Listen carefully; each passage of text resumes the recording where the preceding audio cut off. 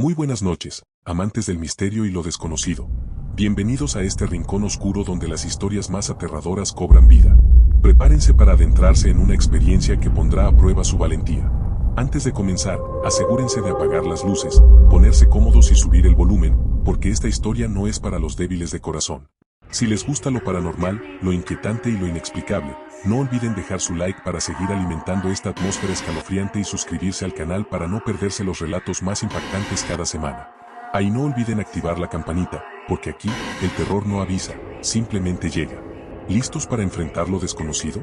Entonces, acompáñenme en esta noche de sombras y misterio.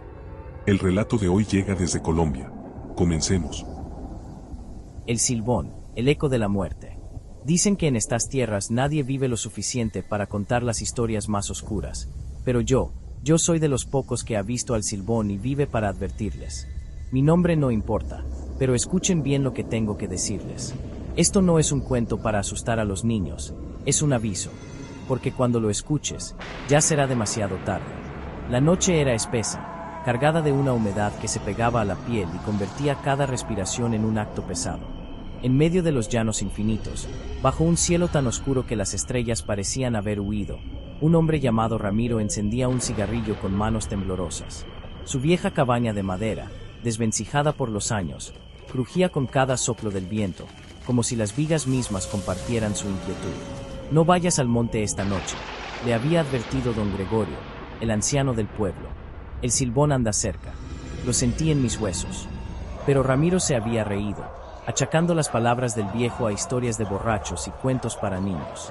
Sin embargo, ahora, mientras el viento acariciaba los pastizales con un susurro extraño y casi humano, comenzó a arrepentirse de no haber escuchado. Fue entonces cuando lo escuchó por primera vez, un silbido agudo, largo y melancólico que atravesó la quietud de la noche. Era un sonido que no parecía proceder de ningún lado en particular, como si flotara en el aire, acercándose y alejándose con cada nota. «Debe ser el viento». «Sí, solo es el viento», murmuró Ramiro, pero el tono de su voz traicionó la valentía que intentaba fingir. Dio una calada profunda al cigarrillo, pero el humo no logró calmar el escalofrío que ahora le recorría la espalda. El silbido volvió, esta vez más nítido, y con él vino un aroma extraño, una mezcla de tierra mojada y algo más, algo podrido. Ramiro, aterrado, miró a sus alrededores. Los árboles alrededor se balanceaban. Una brisa escalofriante recorrió su cuerpo, pero no había ningún signo de vida. «Quienquiera que seas, sal de ahí». «No tengo tiempo para bromas», gritó, pero su voz murió en el silencio, tragada por la vasta nada de los llanos. Los minutos se hicieron eternos. Cada crujido, cada susurro del viento parecía una amenaza. Y entonces lo vio. A la distancia, entre las sombras de los árboles, una figura alta y delgada emergió, su silueta retorcida contra la pálida luz de la luna. Sus pasos eran lentos, casi mecánicos, y llevaba al hombro un saco que parecía demasiado pesado para su cuerpo frágil. Ramiro retrocedió y corrió hacia la cabaña a toda prisa sin mirar atrás, cerrando la puerta con un golpe seco. Respiraba rápido, tratando de convencerse de que solo era su mente jugándole una mala pasada. Pero el silbido continuaba sonando implacable. Ramiro intentó recordar las historias que había oído sobre el Silbón. Decían que era el alma condenada de un hijo que mató a su padre y que ahora vagaba cargando los huesos como penitencia. «Son solo cuentos», se dijo, aunque la duda se aferraba a su mente como una sombra persistente. Tomó el machete que colgaba en la pared y lo sujetó con fuerza. Si era algún bromista, se arrepentiría de molestarlo. Pero la figura seguía allí. Desde la ventana, Ramiro la observó inmóvil bajo la luz de la luna, como una estatua macabra. Luego, el saco que llevaba al hombro cayó al suelo con un golpe seco que pareció resonar en la noche. Algo en su interior se movió, como si los huesos cobraran vida. El viento aumentó, gimiendo contra las paredes de la cabaña. Ramiro sintió un escalofrío al darse cuenta de que el silbido no venía de fuera, sino de dentro de su propia cabeza. Su corazón latía con fuerza, acompasado con cada nota del silbido. De pronto, la figura comenzó a moverse. Su andar era antinatural, casi flotante, y en cada paso las sombras parecían retorcerse a su alrededor. La puerta de la cabaña crujó, como si algo la empujara desde afuera. Ramiro retrocedió, aferrando el machete con ambas manos. «Vete, no te tengo miedo», gritó, pero su voz se quebró en la última palabra.